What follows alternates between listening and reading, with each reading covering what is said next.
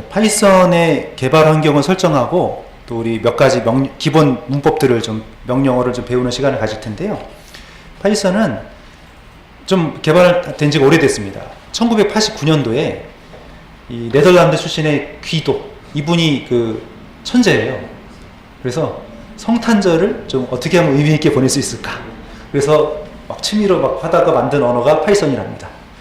예, 그때 시작이 돼서 현재 그 2018년 6월 현재 3.7 버전까지 발표가 된 상태고요. 데이터 분석을 위해서 많이들 쓰는 언어가 됐죠. 예, 그리고 이 파이썬 기술은 여러 회사에서 많이 사용을 하고 있는데요. 구글에서도 내부 시스템에 파이썬으로 개발된 게 많고요.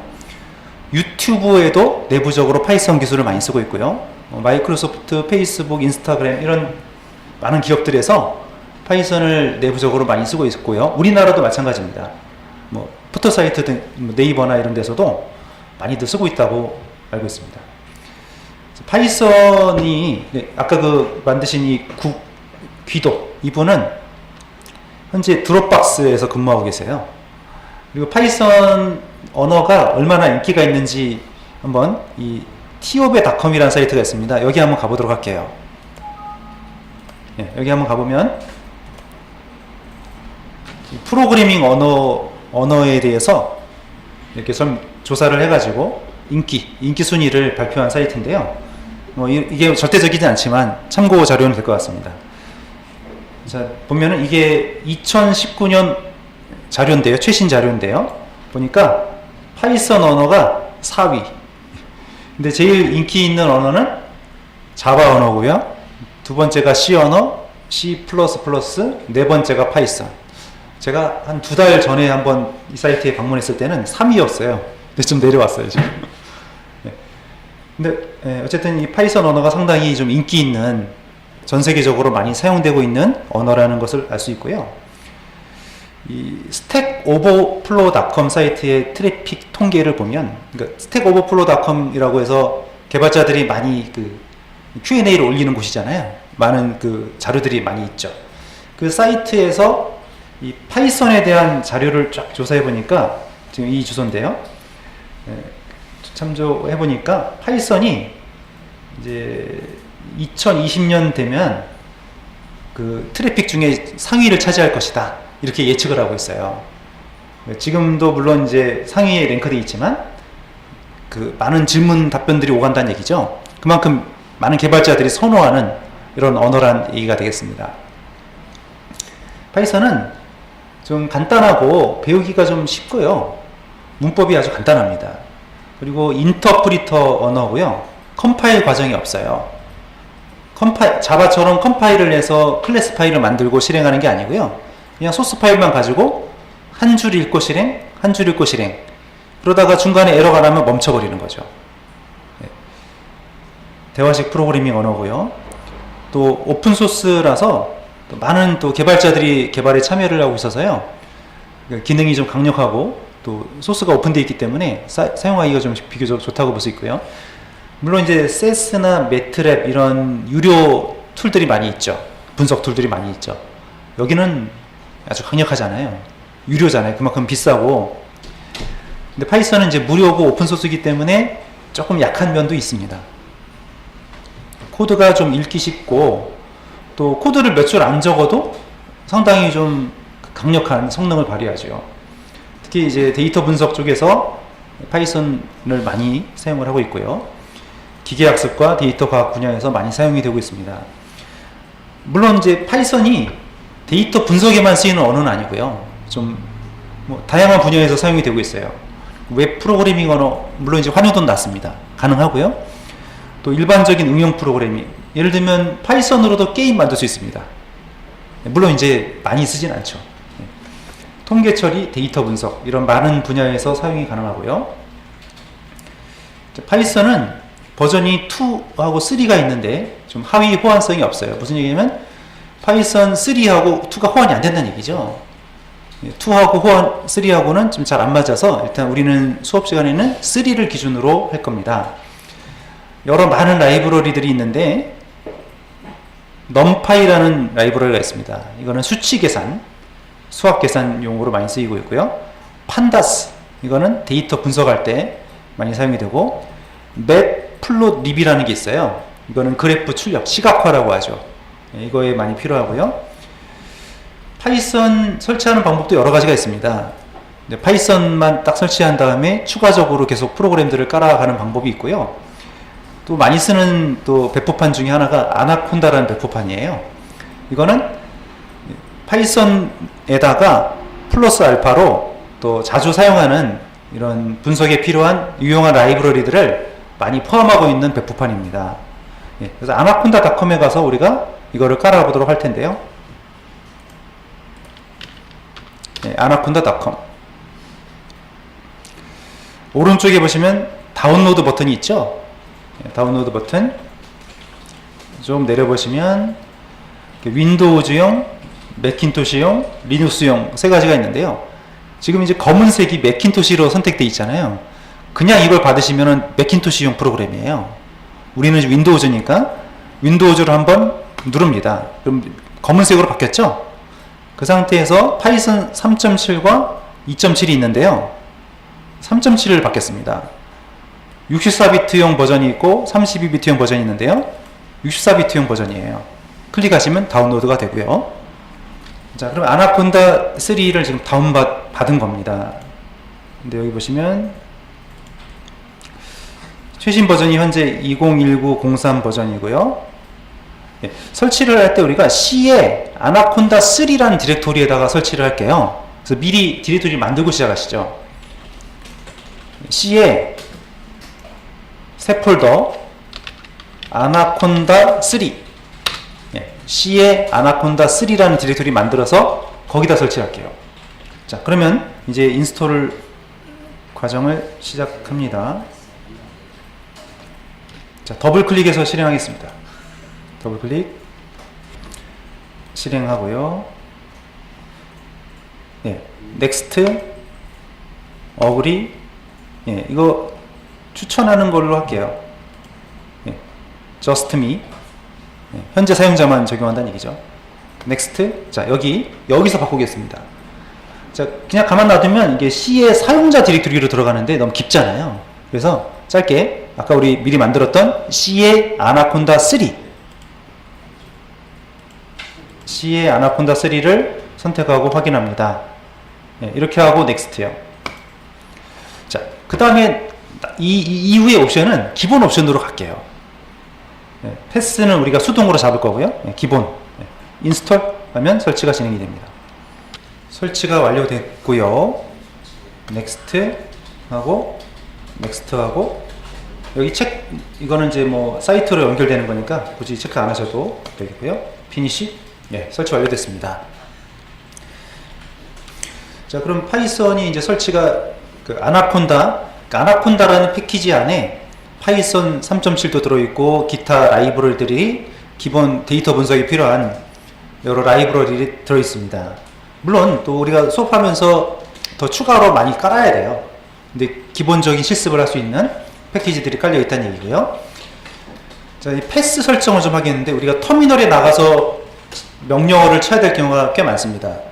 그래서 패스를 잡아 놓을 텐데요. 어떤 디렉토리에서 쳐도 파이썬이 실행이 되도록 C의 아나콘다 3하고 C의 아나콘다 3의 스크립트 디렉토리를 환경 변수에 추가를 하겠습니다. 컴퓨터에서 속성이요. 고급 시스템 설정입니다. 환경 변수요. 거기에 사용자별 환경 변수가 있고 시스템 환경 변수가 있죠. 시스템에다 하겠습니다. 시스템 변수. 좀 내려보시면 패스가 있죠. 패스에 디렉토리 2개를 추가하려고요. 편집. 여기가 좀 편집량이 적으니까요. 이거를 메모장으로 가져와 보겠습니다. 이렇게 돼 있거든요. 그럼 우리가 여기서 맨 위에다가 C의 아나콘다 3 여기하고 C의 아나콘다 3의 스크립트 이 2개를 추가하겠다는 얘기죠. 여기요. 자, 그러면 저거를 아까 패스에다가 덮어 써버립니다. 그러면 여기가 더 추가된 상태가 되는 거죠. 그 뒤에 거 지우면 안 돼요. 뒤에 거 놔두고 앞에 디렉토리 2개를 추가한 겁니다. C 아나콘다 3랑 C 아나콘다 3의 스크립트 디렉토리 2개 추가. 이렇게 하고 확인, 확인, 확인. cmd를 띄워볼게요. cmd 커맨드 띄워서, 자, 여기서 이제 패스를 걸어놨기 때문에 어떤 디렉토리에서 우리가 쳐도 파이썬이 실행이 됩니다. 파이썬하고 한 칸 띄고 하이픈 2개예요. 버전. 그러니까 파이썬 3.7.3이 세팅돼 있죠. 자, 우리가 먼저 일단 cmd에서 연습을 좀 하고요. 대부분의 실습은 웹브라우저에서 아이파이썬 노트북이라는 거에서 하게 될 겁니다. 그리고 또 이 파이썬 실습하는 방법이 여러 가지가 있어요. 파이썬 실습하는 방법이 여러 가지 방법이 있는데요. 파이참이라는 프로그램이 참 잘 되어 있습니다. 자바, 그러니까 이클립스를 설치해서 이클립스에서 아주 자바 공부를 편하게 했죠. 그러듯이 이 파이썬도 이클립스 비슷하게 이 파이참이라는 프로그램이 아주 잘 되어 있습니다. 또 이클립스 사용자들을 위해서 이클립스의 플러그인으로 파이데브라는 걸 깔면 이클립스에서도 세팅해서 파이썬 실습을 할 수 있습니다. 자, 이런 프로그램이 없더라도 웹브라우저만으로도 이 아이파이썬 노트북이라는 프로그램을 가지고도 실습할 수가 있습니다. 우리 대부분의 수업은 이걸로 진행을 할 거고요. 그리고 또 파이데브로도 수업을 하겠습니다. 이 cmd에서 ipython.exe라는 프로그램을, i는 인터랙티브입니다. 대화형 파이썬에서 ipython. 자, 여기서 ipython 써볼게요. 자, 그러면 아나콘다 3의 lib에 쭉 해서 뭐 나왔죠? 설명이 좀 나왔고, 여기에 1번 라인 1입니다. 자, 여기다가 이제 우리가 명령어를 한번 입력해 볼 텐데요. 이렇게 해볼게요.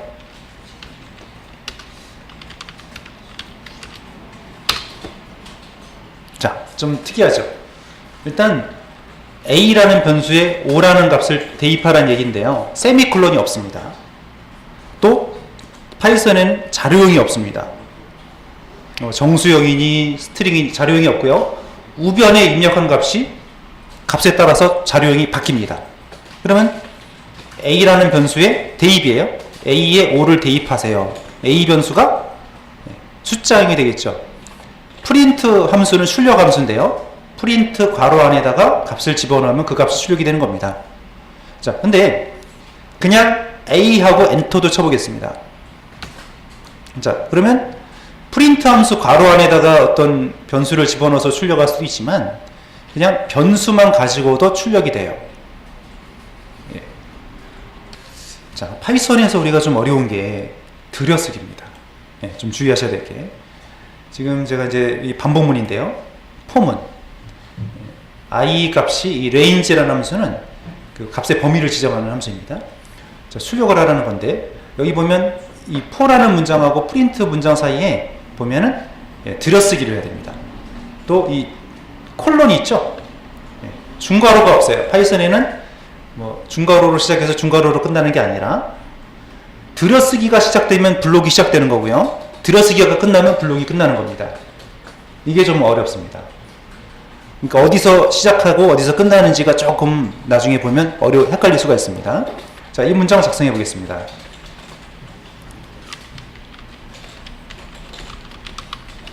자, 콜론이 찍고요. 엔터 칠게요. 자, 엔터 치니까 어때요? 들여쓰기가 4칸 돼 있죠. 예, 이 상태에서 작업하시면 됩니다. 예. 자, 그 다음에 들여쓰기를 한 번 더, 지금 프린트 함수가 있는데 커서가 그 다음 라인에 떨어져 있어요. 여기서 엔터를 한 번 더 치면 됩니다. 예, 그러면 0, 1, 2가 찍히게 되는 거죠. 자, 이렇게 들여쓰기가 참 이제 중요하다는 얘기입니다. 그래서 포문인데 i가 range 함수의 3이라는 얘기는 0, 1, 2, 0부터 2까지 출력을 하는 것이고요. 출력, i 값을 계속 반복해서 출력을 하고 있습니다. 콜론이 찍혀 있어야 되고, 보통 들여쓰기는 탭으로 하거나 공백 4칸, 네, 이렇게 하는 게 좋습니다. 자, 근데 지금 제가 다시 명령어 실행해서 다시 할게요. 네, 이거는 실행됐으니까. 흔히 많이 하는 실수 중에 하나가, 자, 지금 이렇게 됐는데 지금 들여쓰기가 된 상태인데 제가 뒤로 갈게요. 자, 이렇게 하고 이렇게 하면 이건 에러가 됩니다. 자, 프린트 i의 값이 레인지 함수가 3이니까 0, 1, 2가 되는데 처음에 0이라는 값이 i에 들어가서 찍혀야 되는데 이게 지금 어때요? 들여쓰기가 안 돼 있죠. 자, 다른 언어에서는 들여쓰기 안 한다고 에러 나진 않죠. 파이썬은 들여쓰기 안 하면 에러가 나요. 들여쓰기가 아주 중요합니다. 필수입니다. 지금 들여쓰기 안 했죠. 안 하면 이 포문하고 프린트문이 같은 레벨이 되는 건데, 이거는 프린트문은 포문에 속해 있는 문장이에요. 들여쓰기 안 하면 안 돼요. 자, 엔터 치니까 에러가 발생하고 있죠. 들여쓰기를 안 했다고 에러를 내고 있어요. 네, 이렇게 들여쓰기가 참 중요하다는 얘기입니다. 자, 이번에 이런 또 문장을 작성해 볼게요. 너무 언더바 스튜던트 변수에 학생 숫자가 10명이다 들어갔죠? if문입니다. 조건문식인데요. 학생 수가 4보다 크면 true로 출력하고 아니면 else, if else죠. 자, 여기도 이 프린트문은 if에 속한 문장이고 두 번째 프린트문도 else에 속한 문장이에요. 들여쓰기가 참 중요하다는 얘기죠. 자, 이거 작성해 보겠습니다.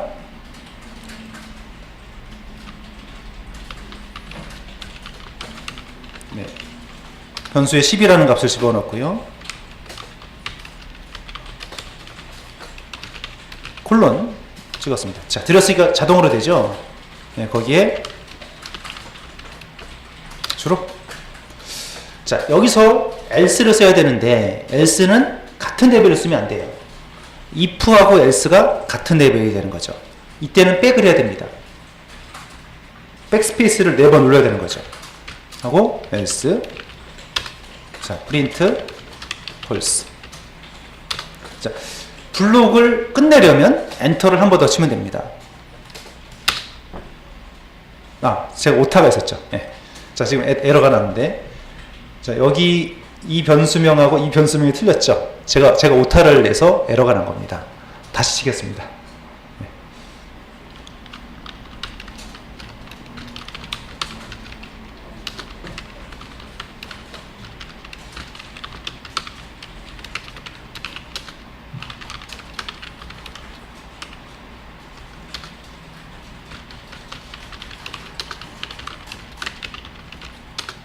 네, 그래서 지금 4보다 크니까 true라는 값이 찍힌 거죠.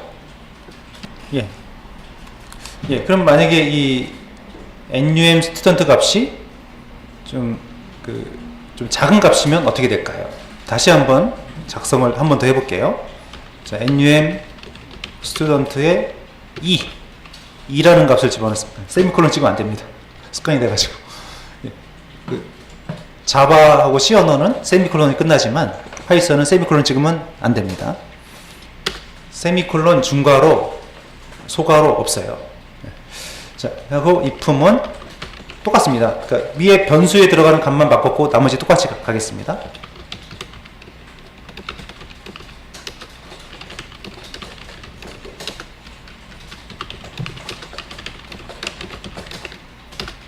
자, 이번에는 false가 되겠죠. 변수에 저장된 값이 2니까요. 4보다 크다는 게 이제 거짓이 되겠죠. 그러면 else절로 떨어져서 여기가 출력이 되게 되는 겁니다. 자, 그 다음에 파이썬에서도 이제 함수를 사용할 수 있는데요. 함수를 정의할 때는 def라는 키워드를 씁니다. define의 약자죠. def하고 함수 이름이고요. 이 괄호 안에 뭐 입력값이 있으면 변수를 전원해서 작업을 하면 되겠고요. 그럼 함수가 여기서 콜론 시작해서 들여쓰기가 끝나는 시점에서 함수가 끝나게 되는 겁니다. 그럼 메시지라는 함수를 만들어 놓고 이거를 호출할 때는 함수 이름하고 괄호를 치면은 함수가 호출돼서 실행이 돼요. 예, 해보겠습니다.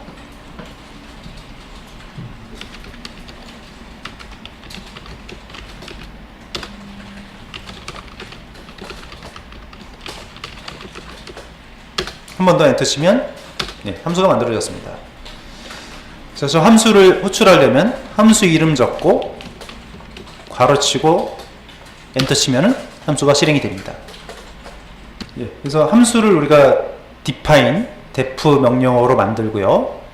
그럼 이 함수에 저장된 코드를 실행을 하게 되는 겁니다. 파이썬에서는 클래스도 있고요. 클래스 만들어서 클래스 안에 함수를 작성할 수도 있고, 이렇게 함수를 따로 클래스와 별도로 작성할 수도 있습니다. 자, 화면을 지울 때는 CLS, 클리어 스크린의 약자죠. 지금 우리가 작업한 이 화면을 좀 클리어 시키고 싶으면 CLS 하면 화면이 지워집니다. 네, 화면을 클리어 시키고 싶을 때 하고요. 또 도움말을 사용할 때는 어떤 변수나 함수 뒤에 물음표를 입력하면 도움말을 사용할 수 있습니다. 예를 들어서 아까 우리가 선언했던 변수 있죠? 이 변수에 대해서 정보가 좀 필요하면 변수명을 적은 다음에 물음표. 또 프린트 함수에 대해서 도움말이 필요하면 프린트하고 물음표 이렇게 합니다.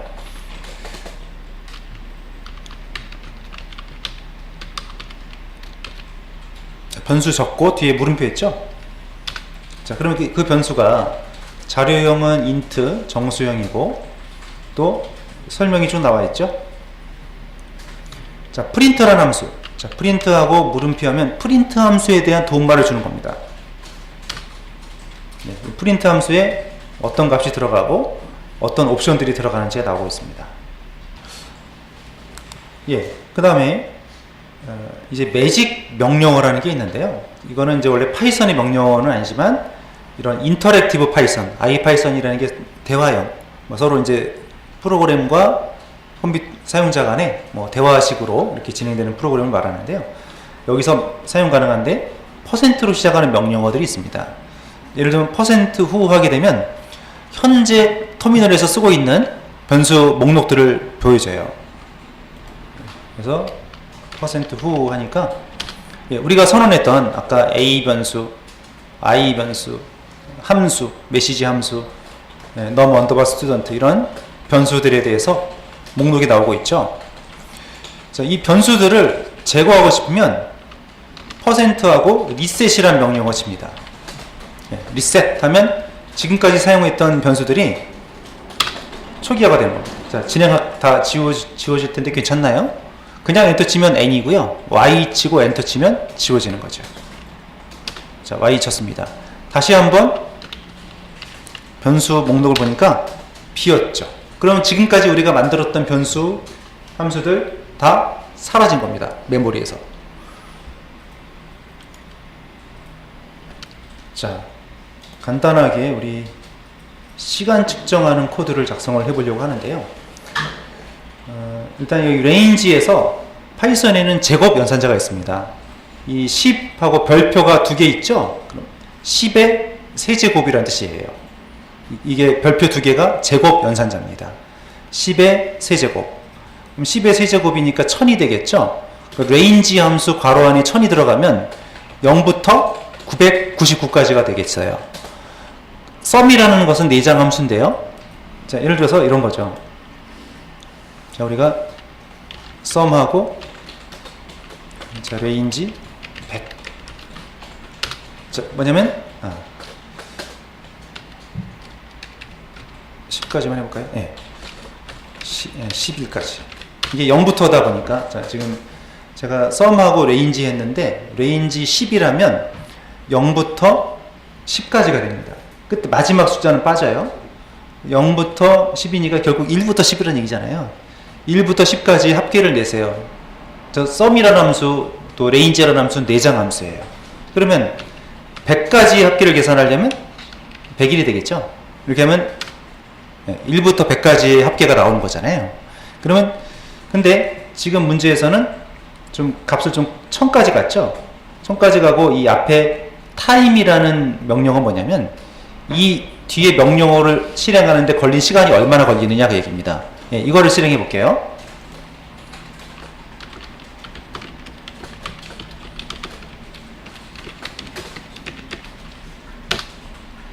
네, 순식간에 답이 나오네요. 너무 좀 숫자가 좀 작았나요? 숫자를 좀 크게 한 10에 10으로 하지 말고 한 1000에 세제곱. 좀 시간이 걸리겠습니다. 아까 이제 1000의 세제곱이 너무 오래 걸려서 창을 닫고 다시 켰습니다. 예. 100의 세제곱. 100에다 세제곱을 한 거죠. 그 범위만큼 더하는데, 이 연산을 하는데 시간이 81ms가 소요됐습니다. 그 연산의 실행 시간을 체크할 때 사용하는 명령어죠.